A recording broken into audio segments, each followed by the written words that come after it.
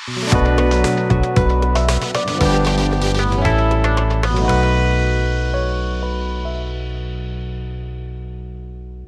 the next panel, we will cover a topic about real-time payments. That is something that everyone is talking about these days, right? So the next wave of consumer payments is the topic to be covered in this next segment. And I'd like to invite our moderator, first and foremost, onto the stage, Mr. Ismail Tekin. Mr. Tekin, please join us on the stage. And he's the managing director at Lambert & Co. Over 15 years of management experience, specialising in international relationships, business development, and growth markets. Mr. Ismail Tekin, everyone. He will be our moderator, and now time to invite our speakers. There are going to be 4, as always. So I'd invite Mr. Sagar Chandramani to please come onto the stage. I love the zest, Sagar. Well done. He's the CEO, Worker Apps, and board member at Yeepy. Worker Apps powers a cross-border remittances that are innovative and real-time and affordable as well. Sagar Chandramani, everyone. More like it. Next up, we have Dr. Anurag Guglani, who's the managing partner and CEO, Wazir Advisors. He also sits on the board of some of the largest family business groups in the Middle East, Africa, and Asia regions, and is a renowned family business doctor. So, Mr. Anurag Guglani, everyone. Up next, I'd like to invite Karen Story, who's the founder of the Story Group, experienced in driving sustainable environmental initiatives and promoting nature-based solutions to combat climate change. Ms. Karen, everyone. And of course, last but not the least, I'd like to invite Mr. Anish Rajani, who's the COO, White Shark. His remarkable achievement led to the representation of India at the 2022 World Economic Forum in the blockchain category. Mr. Anish Rajani.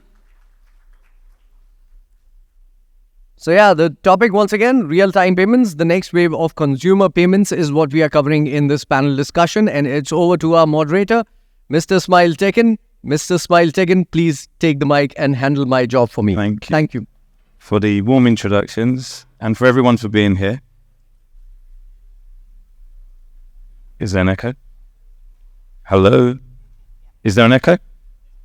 Is it okay? I've got a bit of a radio voice, so thank you for the team at FiNext again for putting this on, and for our partners who are here, and for our panelists who've come from all parts of the world to be here. If I can take maybe 60 seconds each for everyone to introduce themselves.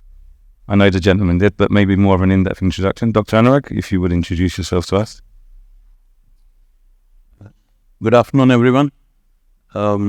I sit on the board of quite a few large family business groups in the region, responsible for their growth, transformation, expansion, and sustainability. And in parallel, I run a 200 people advisory firm across Middle East, Asia, and Africa, with 14 offices focusing on strategy, transformation, and cross-border expansion. Hey, good morning, everyone. Firstly, thanks for everyone to be here. Usually it's the hardest to give an introduction because you're talking about yourself. It's always easy to talk about others. But by way of introduction, I'm Sagar. I'm the CEO of Worker Apps Payments. Worker Apps Payments is a cross-border payments platform for merchants, businesses, and individuals. Professionally, I'm a chartered accountant, been in Dubai for all my life. So yeah, it's seen Dubai change from what it was to what it is now as we all see it. So yeah, pleasure to be with you all. Thank you, sir. Hi, good morning, everyone. I'm Anish, and I've expanded into family businesses and my FMCG sector of edible oil manufacturing in India. And right now, I'm currently working as a CEO at White Shark, and we are building India's first made in India layer 1 blockchain, which is self-evolving, which will be impacting a lot of businesses and governments. Thank you, Neil. Yeah. Okay. Good afternoon, everyone. Delighted to be here. My name's Karen Story, CEO of the Story Group. We are a people and planet advisory, and I'd like to focus more on the planet advisory today. because that's really where I see the impact that what we're talking about today can have. I mobilise large-scale projects from 1 billion tree planting initiative, waste to energy, bamboo biomass, and lots of other creative renewable energy projects globally. And a lot of that happens from the UAE, which I'm super proud of. It's amazing. Thank you. So part of what I wanted to personally bring to the panel today is some, I guess, a level of consciousness and impact to what we're doing, and a legacy aspect. I guess that goes personally with me, with everything that I personally do. So, Dr. Anurag, the first question to you. You've been involved extensively beyond our region and have extended business across multiple countries for the people who know you in Africa and South Asia.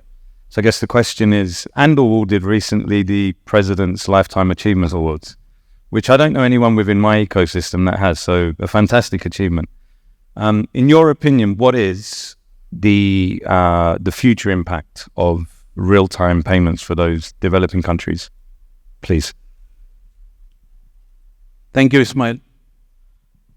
I have been here for the same number of years as the age of this gentleman sitting here.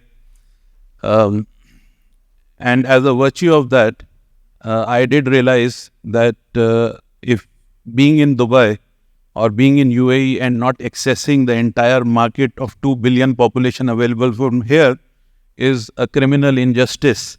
And a lot of organizations fail to realize that because of various barriers they foresee. But what happens as a virtue of that, you have very less foreign direct investment flowing in from the larger part of the world because they see this market as relatively very small, very focused only on the GCC. So I am a man of business, and we have some very technical guys who would talk purely on real-time payments, but I would focus on its impact on business. I only understand 3 words: growth, profitability, and expansion. And if there is any technology coming in which is impacting that, then that's of interest. And I would also talk about the risks related to that.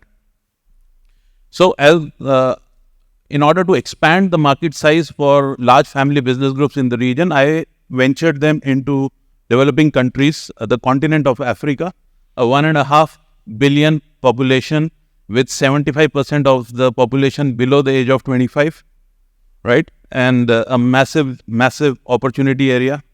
And also certain South Asian countries like Bangladesh, etc., which are again very young population and all ready for disruption and innovation. So we set up huge investments in various parts, various countries in those continents, whether it is manufacturing, retail, trading, hospitality, hotels, pharmaceutical, logistics parks, food processing, garments, multiple industries. And I'm saying that because this is what this world in this part thrives on, even though it is disrupted by anything which comes in technology, right? So majority of these countries have some beautiful traits which have a very, very good impact on real-time payment solutions and which can hugely benefit. One most important is the SME sector, right? The real-time payments facilitate huge amount of solutions in terms for sector. Like today in Africa, doing business, what is the biggest barrier of doing business is money transactions, right? You have in Africa huge, also in Bangladesh and country like this, women empowerment and women employment is one of the biggest industry. For example, in Bangladesh, 99% of the biggest industry for them, which is textile and garment apparel, the workers are women workers. When you have women workers, what does it mean? It means a second income into the household. A second income into the household means economic diversity and prosperity, right? But these women cannot manage the challenges of traditional payment systems which come along with, which are driven by their male counterparts. So real-time payment systems become a huge facilitator from that aspect of reducing those barriers and removing the requirement of talking to many people or facing that because it is technology driven. Also entrepreneurship is again a major factor in all these developing countries which also get heavily impacted by smart payment systems, the real-time payment systems, which are more consumer-driven. So I will come back to that. I think for this question, there's a lot of information. Yeah. Thank you. Thank you, Dr. Anurag. Always insightful. Miss Story, quick question. How much of an impact can real-time payments have on the ESG and the impact investing and impact project landscape? I think it's massive. And that's what I'm really excited about. So I think from an environmental part of the ESG, thankfully we're no longer looking at monumental trees being chopped down so that we can all pass checks around, which makes me happy because I can't plant the trees fast enough. From just, the fact that we're not moving cash around from a carbon emission point of view is really, really important. I think from a social, and it touches on what Dr. Anurag said, this is about financial inclusion. It's about financial stability. It's about looking at the underbanked and the unbanked and suddenly giving them access to be able to be included. I'll give you a good example. We're working with 30,000 coffee farmers in Kenya who had, to date, not being able to have the livelihood instantly for their families. Now, we've got to ask the what if questions across the board in society. And I think what we're talking about today will help us to give that financial inclusion. It will be able to get money to people that previously could not participate in some of the projects that we're now talking about. And I think from a governance point of view, because of the regulatory frameworks that are going into place, it means that we can have more transparency, more visibility in the governance realm and the regulatory realm that we're talking about. So for me, I think it is a massive change that is going to help me to mobilise my projects, mobilise my partners, my NGOs, my farmers, mobilise communities to be able to participate quicker. It will affect some of the middlemen for sure. But I think the efficiencies and the scalability of what we're talking about in the ESG realm is massive. I think what's interesting, when we were here 3 years ago, me and Dr. Anurag were panelists and we were talking about financial inclusion.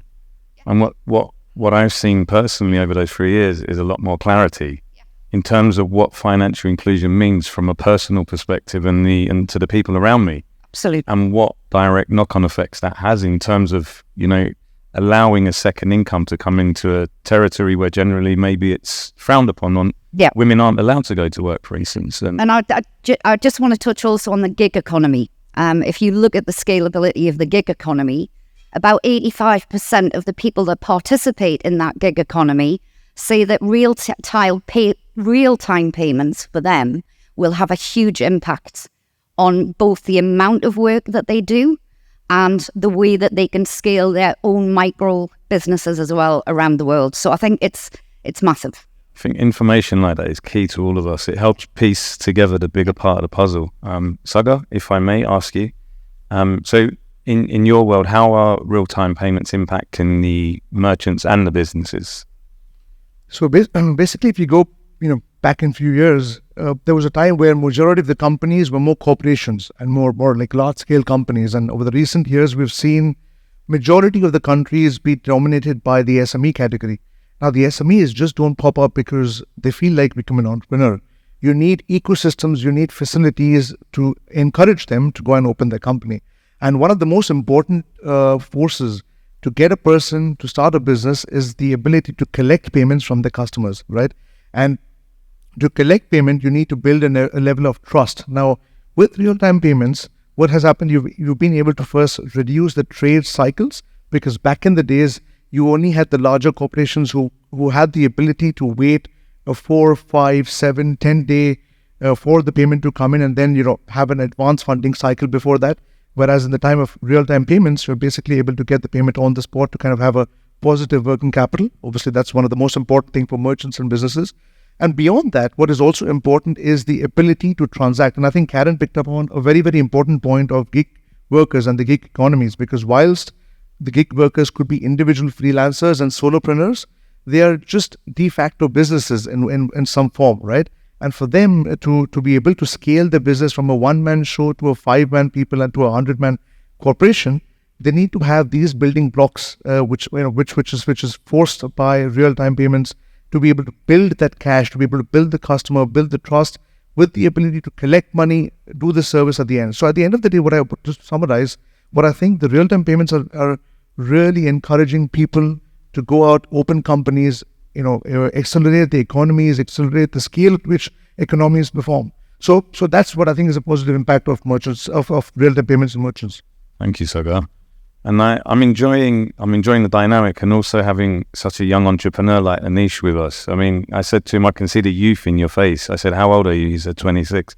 I'm like, fantastic. And so, I think you mentioned something about the World Economic Forum. In your opinion, the expertise, the mentors and partners and in a leadership role, how do you see the landscape specifically, let's say, to small businesses? So I think real-time payments is like a breath of a fresh air in like the new financial world. And the shift not only enhances the consumer convenience and their financial management, but also increases the speed of the commerce in the whole economy. So, and that's the reason why so many D2C brands today are flourishing, because of real-time payments. Now they don't have to wait for like 45 days or 60 days of credit. They have the real cash flow in their hands, and they can go out in the market and sell without any middleman. And this gives them the power of compounding, which they were in search for. And that is the reason why small and medium businesses are able to sustain in the times like recession or COVID. And also coming to it, also enhances the customer relationship of the businesses, which is their like major goal eventually. As it tells about a lot about the consumer behavior, their credit lending capacity, their payback periods, and many other metrics, which help them to curate products for them specifically, and gives the power to the and benefits to the small and medium-sized businesses. Can you give us an example of a business with, let's say, 50, 100 users or employees, for instance? How do they, in effect, utilize this as a So I will give example of my own business, which is in India, of oil manufacturing. We were previously connected to many distributors, vendors, to distribute our oil, cooking oil, to vendors, to superstores and whatnot. Now, with the power of instant payments, we don't have to give them our inventory or products on credit. We can sell it direct to the consumer through an online website, and it's very cheap. Anyone can do it. Thank you, Anish. Dr. Anurag, we come back to you. With your experience in technology, your doctorate, like we mentioned, what are the technological risks that you see or foresee around this industry in the future? Sorry. Amir, thank you for sending real-time pictures. Doing a great job. Okay.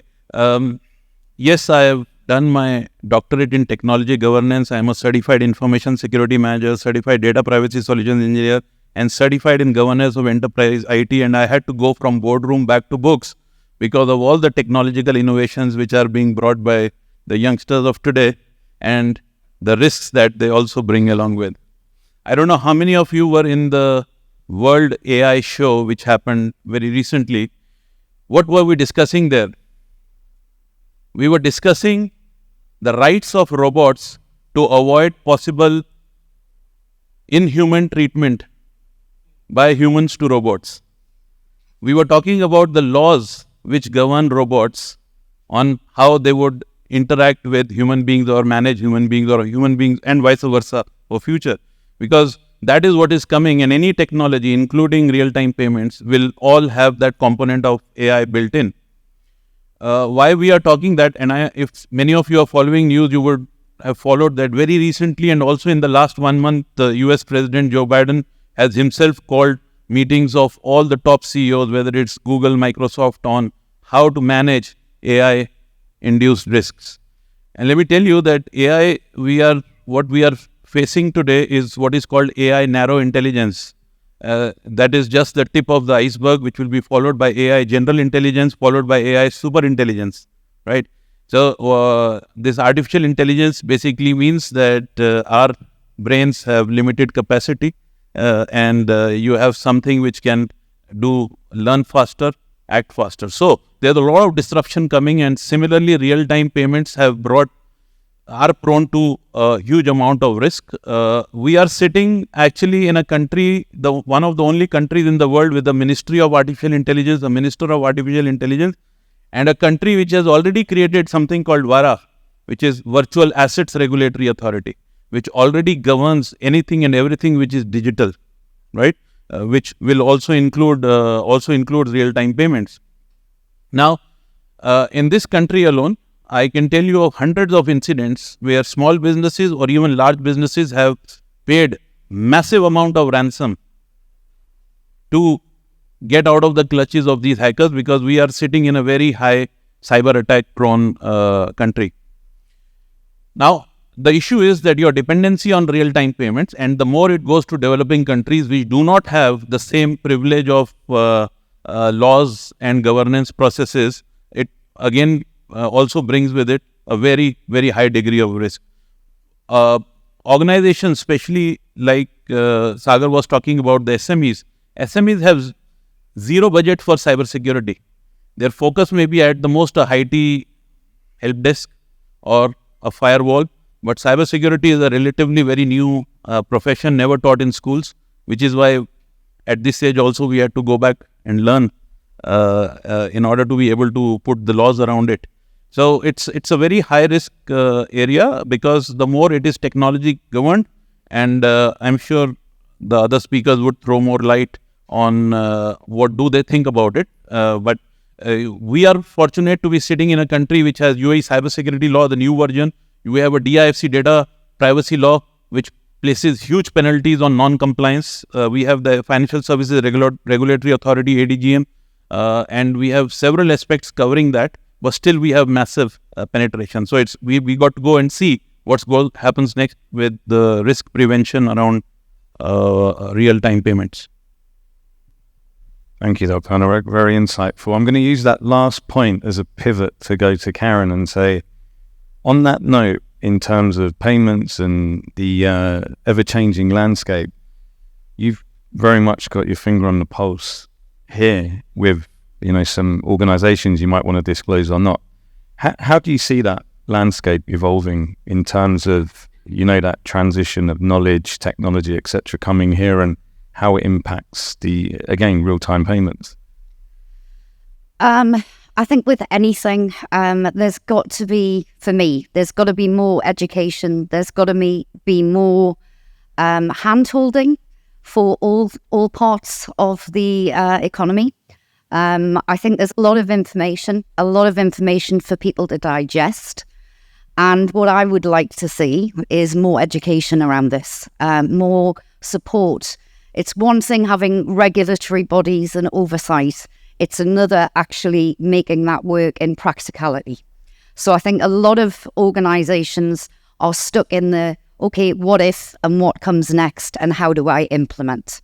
So for me, I think we're evolving really quickly. I can see just even in my ecosystem, the ability for me to execute large-scale projects with NGOs, with farmers, with corporates here, thinking about the what if we can connect the dots using blockchain, artificial intelligence, and real-time payments, how that will mobilize projects for impact. It's mind-blowing. And it's hard for me to keep up, never mind helping to educate a lot of the partners that I have in the supply chain. So for me, we're on a really steep learning curve. And I think education, collaboration, partnerships, and also businesses sharing their experience and their learnings is going to be key for growth. And maybe a bit of a question to all of you and something back. Are the government here willing to work with new ideas? The adoption process, what have you seen in your tenure here over the last 25 years or so? A huge change in as much as, they are very much looking to private sector actors, this whole collaboration between regulatory, government, private sector, community.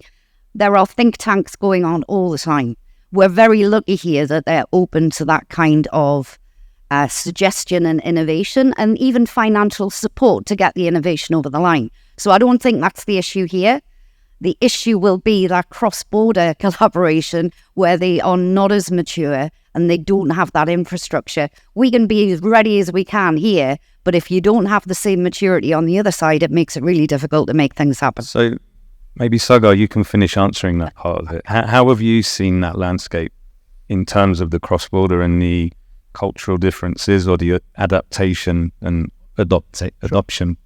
In fact, it's quite relevant to what we just discussed prior to this about the impact of cryptocurrency on real-time payments or on cross-border payments. Obviously, and the question was, has fiat-based remittances for individuals or corporates seen an impact because of cryptocurrency, as you asked previously? So one of the most important things to realize, obviously, when you see money flow cross-border, if you're talking about individuals, it's majorly people sending money back home.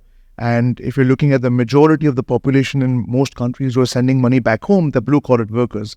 So in that instance, again, crypto adoption has been very, very at a nascent stage, and likewise for merchants, because when you're sending money across the globe to different your vendors or your IT consultants, one of the parties on either sides probably are not crypto-friendly. But again, speaking about the adoption on a governmental level, I think globally people are getting there, because if you see markets such as India, right, you've got the central bank digital currency. Now, technically, if you think when you see a 10 dirham note or a $1 note, the note is nothing but a hold of value, and with the central bank digital currency, you're just moving value from one person to another person through a digital channel instantaneously. So theoretically, if you talk about real-time payments, it's always about having value where you want the payout to happen, and that's how the real-time payment is facilitated. Because if you see what SWIFT as a payments mechanism has always thrived on, is being able to collect the banks under one network. But yet, when you see the banking network, it's like a supply chain. It's from one to another to another to another. Whereas like a marketplace. Like a marketplace. And when you speak about real-time payments, or when you speak about the central bank digital currency, you're basically bringing everybody under one platform, and the settlement happens directly. The settlement is digital, and it's instant. So in that instance, I think governments such as India, UAE, Canada, the UK are progressive because they've always had matured ecosystems to govern payment platforms, payment ecosystem. UAE obviously has been working at a different pace altogether ever since COVID, particularly where they've been the front runners as far as digital assets is concerned, the crypto is concerned, payments is concerned. Again, for us, historically, even though we have not got into the crypto space yet, we are more into the fiat-based money transfer. GCC has always been the region we thrive on, because it's got the mass, it's got the people working, sending money back home, it's got the SMEs who are 95% looking to send money to their customers. So I think governmental adaptation is moving quick in the UAE, in matured economies, and I think it's not too far where settlements anywhere across the globe will be very, very interoperable. I appreciate the information earlier. I had a bit of an aha moment after you finished speaking. I was like, actually, after 12 years, it is a blue-collar market. It's insane we forget that. It's so much going on behind the scenes. We see this part of Dubai, and it's what we're used to, right? It's the network we built. Anish, if I could ask you to touch upon that question as well, in your experience. So I think regulations and bonding with the governments depends on how better we as enterprises, customers and corporates can explain the user friendliness, the security and the smooth functioning of these new technologies that it can provide and help us work in an efficient way. It's our responsibility to the governments. So personally, I'm very bullish on two technologies right now, and we at White Shark also working on these two. First of all, it's blockchain. So people misunderstand blockchain as crypto. Crypto is just a currency based on it, but blockchain in technology on its own is very complex, but on a secure also for governments and banks and for the money flowing transactions. For example, like JP Morgan Chase, which is the biggest bank in the world, most profitable bank in the world, is using blockchain already. SDFC Bank in India is using. We at White Shark have collaborated with many small banks and NBFCs in India. So two major benefits in my view which blockchain provides is first security. In the age of digital payments, there are a lot of frauds happening, and to preserve the consumer, blockchain, any data which is on blockchain, it is chained forever. It can't be manipulated. So that's how it helps in cyber crimes and investigations. And we at Whiteshark are building such a powerful encryption that it is also very difficult for a quantum computer to break it. That's the level we are working at. As secondary, smart contracts. So smart contracts can be very powerful in itself. It is already being used in Africa, in Finland. In Finland, there were many refugees which came. In 2015, 60,000 refugees came anonymously, and refugees don't have any payment. They don't have any money. So they use the power of blockchain and made their digital identities and made a smart contract. Suppose I'm offering, government wants to offer a subsidy of 5% on a gas, who is earning below $10,000. And once they start earning more than $10,000, the subsidy reduces to 1%. It can be all automated through smart contracts. So I think the adoption of these technologies is very important. I'm a bit frightened now. You went from blockchain to quantum. So you're in another realm altogether, Anish. Need to get into your mind. Can you touch on that shift between blockchain and quantum and how big an impact that will have on, I mean, everyone's talking AI, but I think we overlook the impact of quantum computing that will eventually maybe surpass all of that. So quantum computing is totally a different concept, and it's not practiced everywhere because it's very expensive and very hard to set up. There are only few quantum computers available in US right now, but the future the technological change goes from here to here, and when new technology comes, the adoption decreases and it waits for new technology. So I think after AI, blockchain and everything, quantum computing will be the next thing. And for that, we are preparing today itself. So thank you, Anish. If I may go back to Dr. Anurag, and a little bit off script again, because I think sometimes it helps with the flow of the conversation. The bridge between the Middle East and Africa, you're pretty much part of that bridge that's been built. Well, what are the main synergies you see and the opportunities? There is just one category which is driving everything, which is the youth of today. So it is the youth entrepreneurship which is going to be the biggest change maker, because I always say, when you become an employee, you only create a job for yourself, but when you become an entrepreneur, you are creating jobs for many, right? And that's the massive opportunity we have here. I constantly emphasize on the power of the continent of Africa for a simple reason. Again, I said it's a 1.5 billion population, and you compare it with two other big countries, which are India and China. China on a declining rate of population today, and India would soon follow. But Africa has a very high birth rate, and it is supposed to be equal to India and China put together by 2100, right? And what happens is, when you have the youth population there, they are not going to go through the learning curve of making the mistake. They will adopt the best of what is available for them, and they are digitally innovative.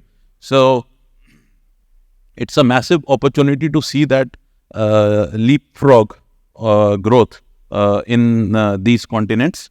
And if anyone thinks that Africa is an extremely poor continent or South Asian countries are extremely poor, I have to tell you that today Africa has every single resource in the world that it can feed the world, and not the other way around.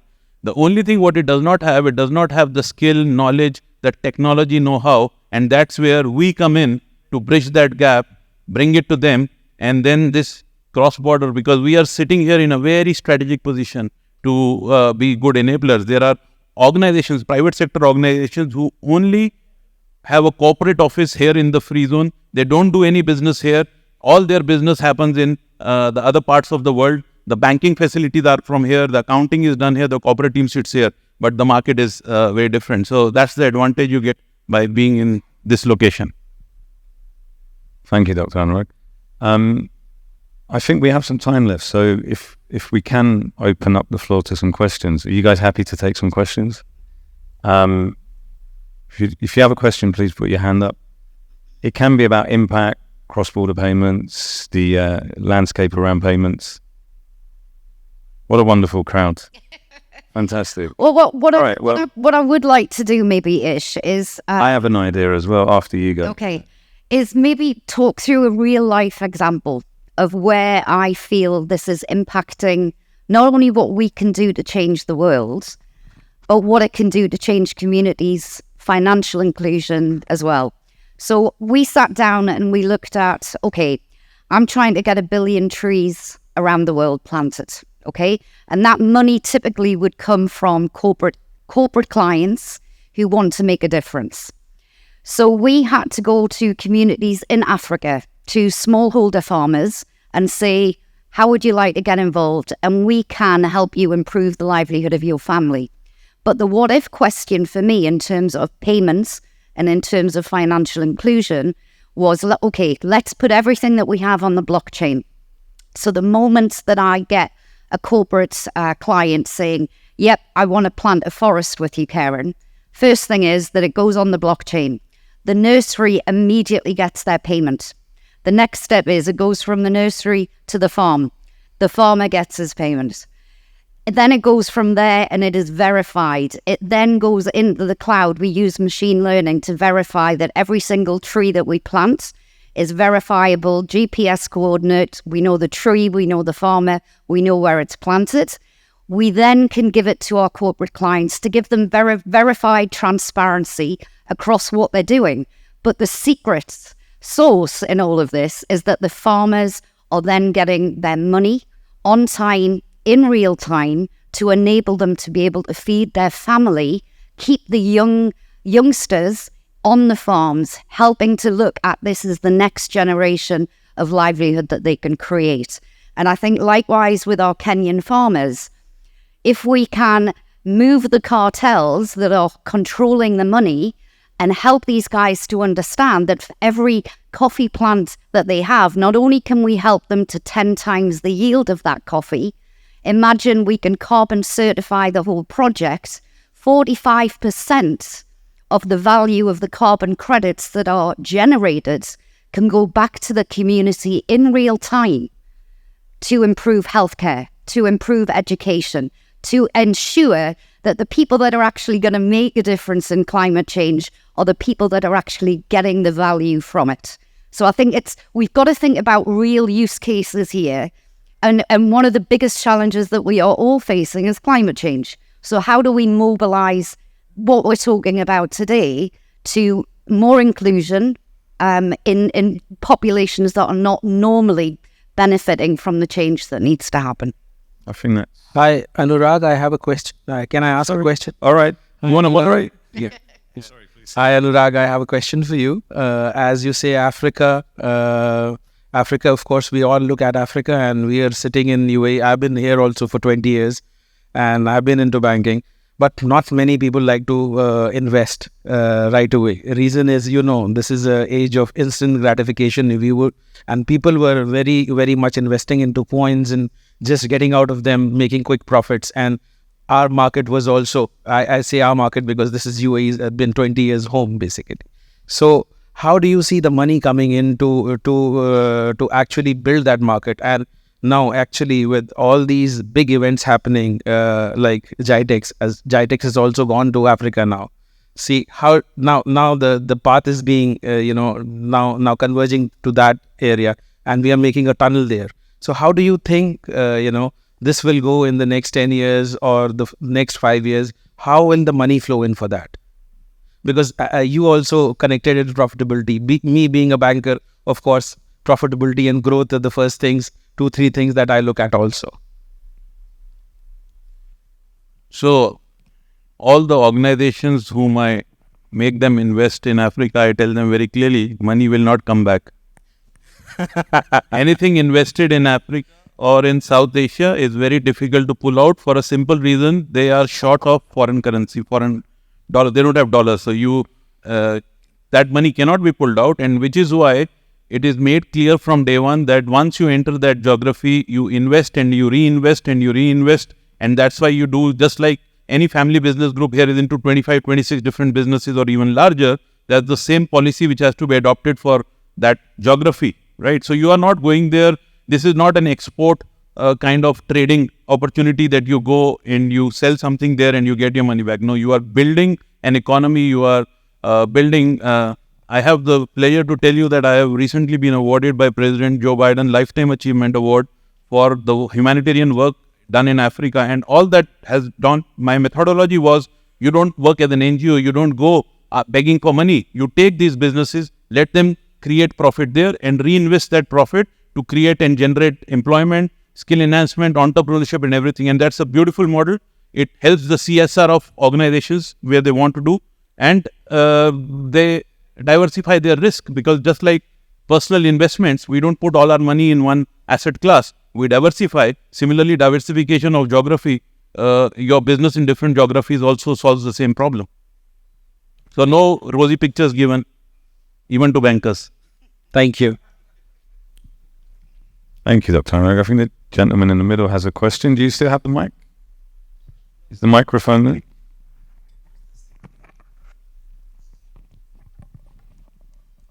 My question is for Sagar. Sagar, just wanted to know, in the advent of CBDC and CBDC ecosystem, how do you see the cross-border payments getting impacted? That is one. And as the world moves away from the monetary financial ecosystem to the value-based ecosystem, how do you think this cross-border systems or cross-border payment systems will evolve or transform in coming? Thanks for the question. I think very, very valid. I'll take the first part of it, which is about CBDC. So typically, if you think of it, obviously, CBDC, it's in its very essential character, existed from the days when digital and mobile wallets started, because that's when you could hold the same value on a wallet. Obviously, CBDC is where you have the central bank converting the physical banknotes that you see into a digital note. Now, one of the most important things to see here is when a government or when a central bank is launching a CBDC of their country, it's very specific to that country. So the first thing what is important when you're talking about cross-border payments, the second phase, I would say, of CBDC is going to be the interoperability, is where every country, whoever have their digital currencies, are able to come under this agreement, or how you have the BRICS, for example, where you basically come and agree that you would be able to exchange value on a digital currency mechanism. So this is going to be the first driving force. Obviously, the digital currencies are very, very at a nascent stage in a few countries. So as time progresses, I think the first thing for cross-border payments to take impact using digital currency will be the interoperability of the ecosystem. So that's the first point. On the second point, where you mentioned about how, again, the cross-border payments are being impacted from the value-based ecosystem, again, brings the same concept, because ultimately, when you're looking at value, you need somebody to govern and ascertain the value, right? And historically, it's always been governments that are ascertaining the value, and which is very valid because governments act as regulators. But at the end of the day, when you again see the literal sense of what a government means, is just a group of few people who come together and decide that this is going to be the law of the land. And, as you rightly pointed out, that people are now shifting away from the traditional monetary systems. In fact, just this morning, I was reading how bigger banks have gone into taking Bitcoin and crypto funds, which again, these banks all shied away from it in 2017, 2018, because the way markets are now performing, you realize that the inflation rates, the interest rates, it's not sustainable, and everybody is now looking for an alternate market or an alternate form of financial system to be secured with, and that is where these alternate Bitcoin funds and the crypto funds are there to be able to hedge what the traditional governmental monetary funds have not been able to do. So I think over the course of time, how I see it, again, and again, don't take me wrong or don't quote me on this, I've always been somebody who questions everything, and it's more, I believe a lot in conspiracy theories. So I do tend to question the legacy systems that we keep following on a governmental basis, on a regulatory basis, and forms of alternate systems which would not probably add risk, because risk is an important factor, because when you don't have something governing a particular policy, that's where you're exposed to a risk.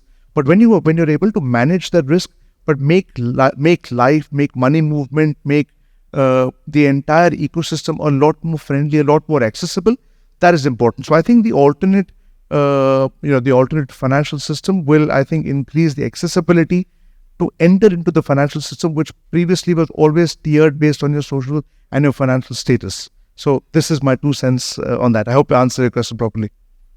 And that was really insightful. So just to end on something I like to end with, words of wisdom. Karen, as you see it at the end, what are your words of wisdom to the crowd? I don't know if it's words. Your wow. I don't know. What's your wow? So what's your what if? What's your whiff? Well, I guess it's what if we can change the world by thinking about making the technology that we have at our disposal do good. And I think there's huge opportunity for us to do so. So let's change the world one transaction at a time too. Nice.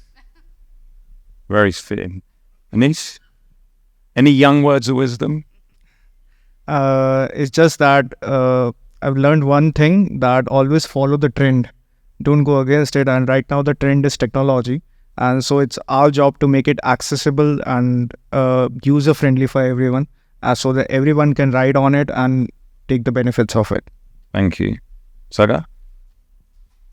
I think as we just mentioned that I think technology is the future, and the entire as Anish also mentioned, and was just that AI, for example, as much as it might seem all over the place now in terms of an hype, in terms of the investment going in, AI, technology, digital wallets is the future, and ultimately everything is going to be more. As much as it will be decentralized, it will somewhere or the other have to connect, because the purpose of all the technology, the purpose of AI, is to firstly empower the human community, the human race rather, and second is you can't be having a decentralized system forever. And once every country or every geography come together, I think that's where we all as humanity will be able to thrive on the AI, on the tech, on the alternate monetary systems, on the cryptos going forward. So the future is bright. Like a digital Federal Reserve. Yeah. Dr. Anurag, same for you? All I have to say is we are in the right place at the right time. Let's make the most of it. And people who have slightly grey hair like me support the women and youth of today because they will bring diversity and disruption, right? Which is essentially required if we have to fight the forces of technology. Judgment Day. So thank you to my panelists, Karen Story, Anish Rajani, Sagar Chandarani, and also Dr. Anurag. Hope you guys enjoyed it and look forward to seeing you at the next panel. Thank you. Thank you so much, gentlemen and lady.